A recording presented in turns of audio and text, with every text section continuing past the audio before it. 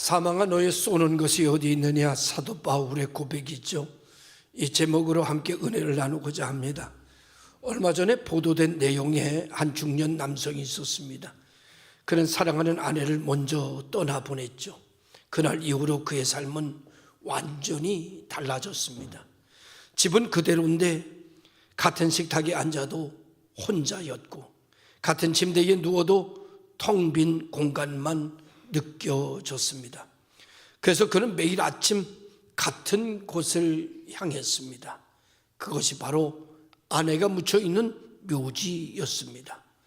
비가 와도 묘지에 갔고, 눈이 와도 묘지에 갔고, 그는 아내의 무덤을 찾아갑니다.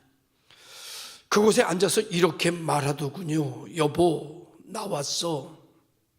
오늘도 왔어. 아무 대답이 없습니다. 아무 소리도 들리지 않습니다. 그는 알면서도 또 아내의 무덤을 찾습니다. 그리고 아무 대답도 없지만 또 아내를 향하여 말합니다. 여보, 오늘도 나 왔어요.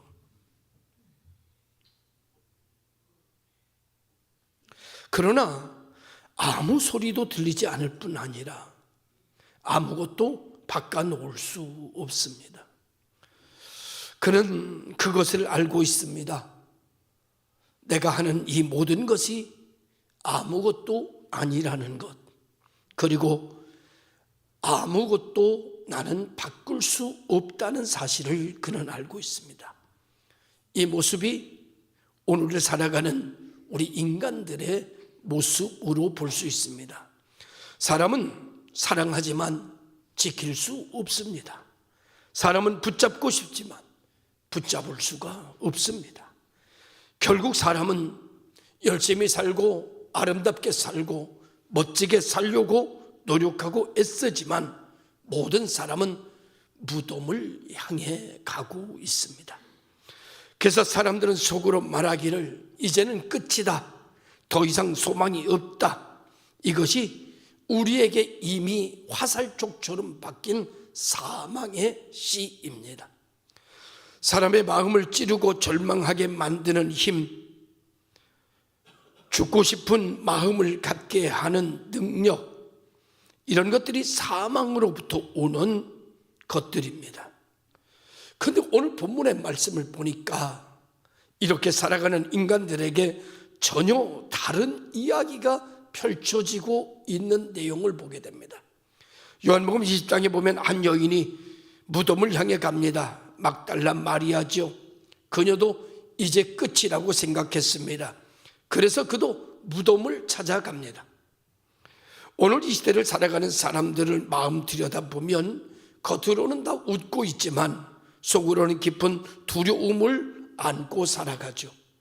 뉴스를 보면 하루도 수없이 들려오는 죽음에 대한 이야기들, 전쟁에 대한 이야기들, 질병에 대한 이야기들, 예기치 않았던 사고로 인해서 절망 앞에 놓여있는 이야기들을 보게 됩니다.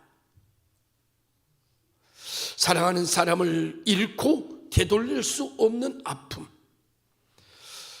사람들은 이구동성으로 말하기를 죽음은 피할 수 없다. 그래서 사람들은 애쓰며 살지요. 잠시라도 건강하게 살려고, 그리고 더 오래 살려고, 더 안전하게 살려고. 그러나 인간은 결국 향하여 가는 것이 무덤입니다. 이것을 키에로 케고라라고 하는 실존주의 철학자는 절망이라고 표현했습니다. 죽음에 이르는 병, 결국 모든 인간은 무덤을 향하여 간다.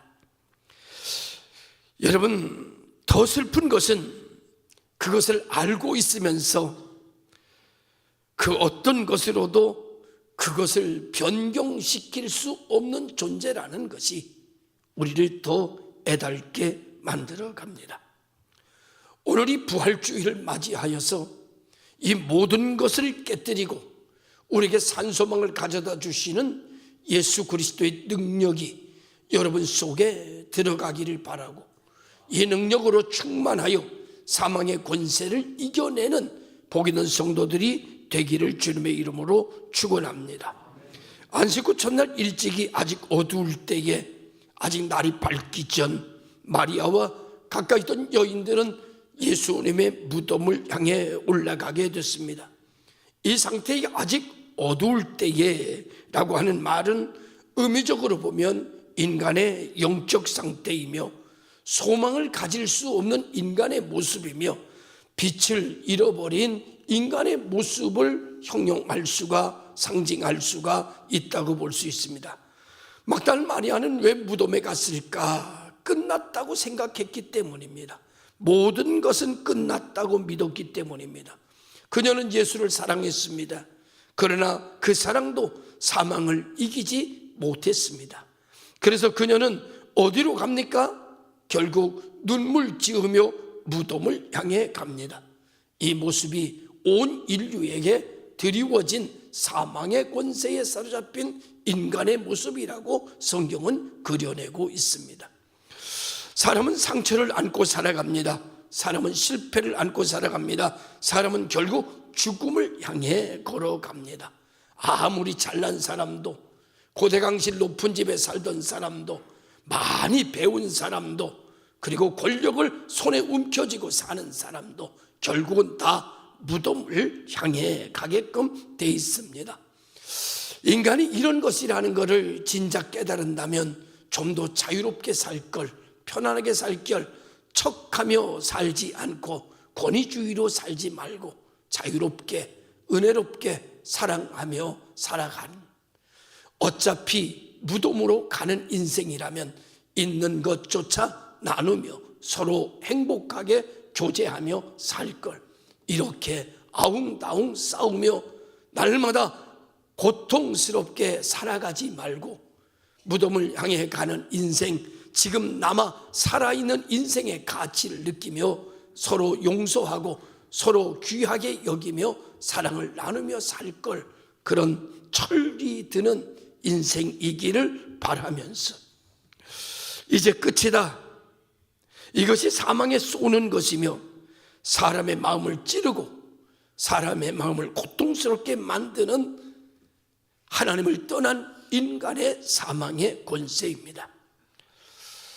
그런데 놀라운 일이 마리아 앞에 펼쳐집니다. 마리아는 무덤에 갔는데 하나님께서는 마리아 앞에 빈 무덤을 보여주시고 있습니다. 마리아는 무덤을 찾아갔는데 하나님은 그에게 무덤의 문을 열어놓고 기다리고 계셨습니다. 이것은 우연이 아니죠. 하나님이 보여주신 것이며 마리아는 시체를 보러 갔지만 하나님은 그에게 생명을 보여주십니다. 오늘 우리들에게 인간은 끝을 보려고 가지만 하나님은 그 우리의 끝 속에서 새로운 시작을 말씀하고 계십니다. 인간은 죽음을 확인하려고 하지만 하나님은 죽음을 확인하려는 우리들에게 생명을 선포하고 계십니다. 요한복음 11장에 보면 나사로의 죽음을 통해서 모든 사람들이 절망하고 흐느껴 울고 있을 때, 죽은 지 사흘이 되었을 때에 주님께서는 그 죽음 앞에서 나사로야 나오너라고 하시면서 생명을 말씀하시고 사람을 살리는 역사가 일어나게 됐습니다. 회당장 야이로의 딸이 죽었을 때 사람들은 대성통곡하고 있었습니다. 그때 주님께서는 울지 마라, 죽은 것이 아니라 잔다 라고 말씀하시면서 그 아이에게 들어가 소녀야 일어나라 달리다굼 하시면서 소녀를 죽음에서 일으켜 앉히셨습니다. 사람은 죽음을 보려 하지만 우리 주님은 그에게 생명을 보여주시고, 사람은 끝을 생각하지만 하나님은 우리에게 영생으로 채워주시는 역사를 성경은 우리에게 선포하고 있습니다. 하여 여러분, 고린도전서 15장에 보면 사도 바울은 이 말씀, 사망의 권세가 깨지고 멸망의 권세가 깨지는 그 자리에서, 빈 무덤 속에서 사도 바울은 말합니다. 사망아, 너의 쏘는 것이 어디 있느냐. 우리의 무덤은 빈 무덤입니다. 세상에 있는 모든 무덤은 빈 무덤이 아닙니다. 그러나 예수 그리스도의 무덤만큼은 빈 무덤입니다. 사망이 예수를 붙잡아 두지 못한 것처럼 예수 그리스도의 생명이 들어간 이들은 사망의 권세가 그를 붙들어 둘 수가 없습니다. 예수 그리스도 능력 안에서 사망의 권세가 깨진 것처럼 예수를 믿는 사람들 안에서는 사망의 권세가 깨어진 것을 선포하고 있습니다. 사망의 독침이 우리에게서는 부러졌으며 우리는 외칠 수 있는 사람이 되었습니다. 빈 무덤 앞에서 사도 바울이 말합니다. 사망아, 너의 쏘는 것이 어디 있느냐. 오늘 우리들도 절망 가운데 이야기할 수 있어야 됩니다. 사망아, 너의 쏘는 것이 어디 있느냐. 예수 그리스도는 사망의 권세 깨뜨리고 죽음의 권세 깨뜨리고 무덤의 권세 깨뜨리고 다시 살아나셨다. 예수 그리스도의 이름으로 다시 내게 명하노니 나를 사망의 권세로 묶는 모든 것들은 예수님의 부활의 권세로 떠나갈지어다. 나를 절망하게 하고 나를 사망으로 이끌어가며 생각하는 그런 모든 질병은 예수의 이름으로 이 시간 우리에게서 떠나가기를 주님의 이름으로 축원합니다. 다 사라지는 거예요. 예수 안에서 할 수 있는 거예요. 우리는 할 수 없다고 말합니다. 근데 주님은 이렇게 말씀하세요. 할 수 있거든요. 무슨 말이냐? 믿는 자에게 능치 못함이 없느냐. 믿는 자는 하나님의 영광을 보게 될 것이다. 오늘 우리가 믿음으로 살아감으로 말미암아 부활의 능력으로 우리와 함께 하시는 하나님의 능력을 보는, 능력을 누리는 종들이 되시기를 주님의 이름으로 축원합니다.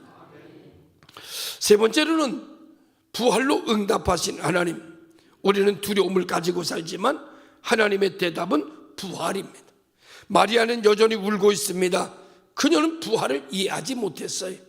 그녀는 여전히 사망의 틀 안에 갇혀 있었고, 그때 주님께서 그 마리아에게 이렇게 말씀합니다.